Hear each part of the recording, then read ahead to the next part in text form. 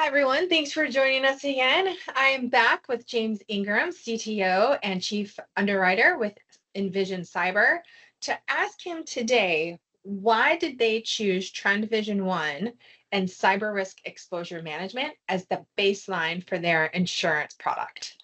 James, thanks for joining me today again. So let's get to it. Why these two things? So why Vision 1 and CREM?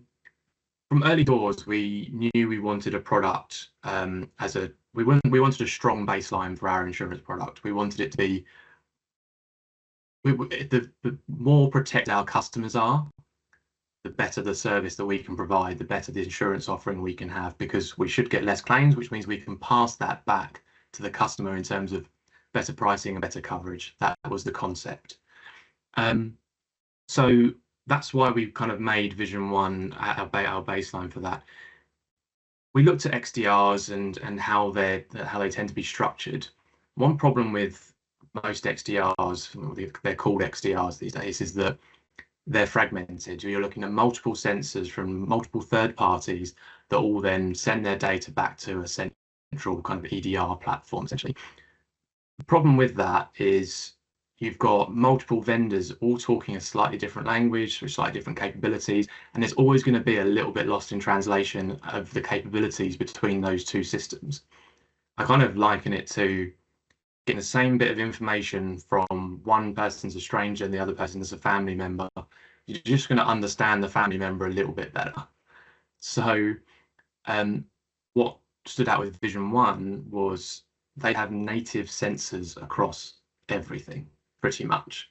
And those native sensors are all integrated into the Vision 1 XDR platform, meaning that every single sensor that's deployed fully understands what the other sensor is doing, can communicate that and make decisions based on detection, prevention, kind of isolation, all the things that it can do. It can make those decisions on a far grander basis rather than just in their isolated little spot that they're monitoring. So it's the native sensors and the telemetry that they're getting that make it such a powerful tool. And for us, the visibility that you get across those sensors alongside the better capability meant that our customers will be better protected. So Vision 1 was a bit of a no-brainer for us, really.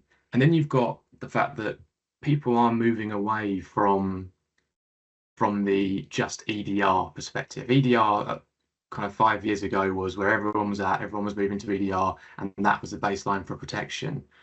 But we're finding now that EDR on its own is just not good enough, and that detecting things once they're on an endpoint is great and it is necessary, but if you could have further sensors deployed that are feeding that, let's say, EDR platform, and they're all communicating together, your protection goes up exponentially. Particularly NDR. I know Trend have one of the strongest NDR products going, and in terms of the industry's got a real focus on NDR at the moment, because if you can stop an attack or detect an attack in the network layer, then you're going to be stopping it before it lands on an endpoint, or before it gets to your data, or before it can start executing code in your systems.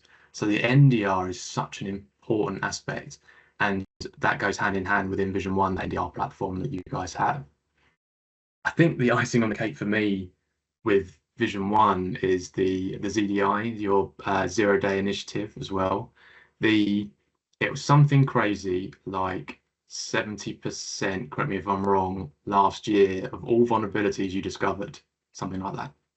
This year. Last year, 60. This year, we went up even more. So, just a little bit. Okay, proven wrong. Greater than 70 this year of all vulnerabilities, which is crazy, but it's also huge for us as an insurer.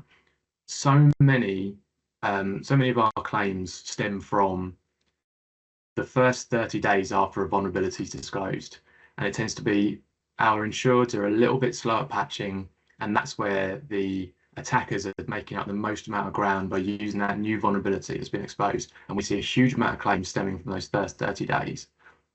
Whereas in Vision 1, a majority of what you guys discover is already patched, it's already protected against within the system. So your customers are getting an extra 30, 60, sometimes even crazy like 90 days prior to that vulnerability being disclosed, that they're already protected. They probably don't even know they're protected. And from our perspective, that's huge for us because that's going to reduce our claims, meaning again, we can pass that benefit back to the customer. We saw CREM and we decided to add that as well.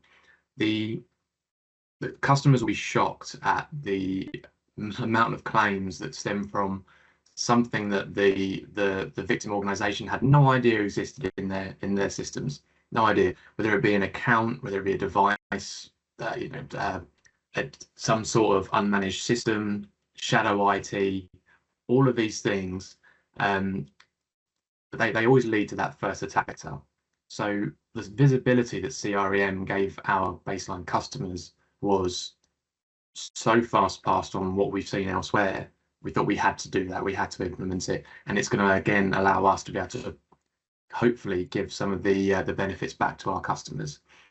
I think for me personally with CREM, one of the big, from an engineering perspective, one of the big things I love about it and when I use it is it doesn't just give you visibility, but it helps finding the problems and then prioritizing them much easier. CISOs and technical staff, they never have enough time on their hands. There's never enough resource, and you're always firefighting. No system is perfect. There's always going to be issues. Every day a new issue will pop up, and it's very difficult to allocate the resource to knowing which risk and which threat to deal with first. Now, CREM doesn't just throw up CVSS scores like a lot of other platforms, or here's a CVE you deal with, and just everything's high and everything's red on your system.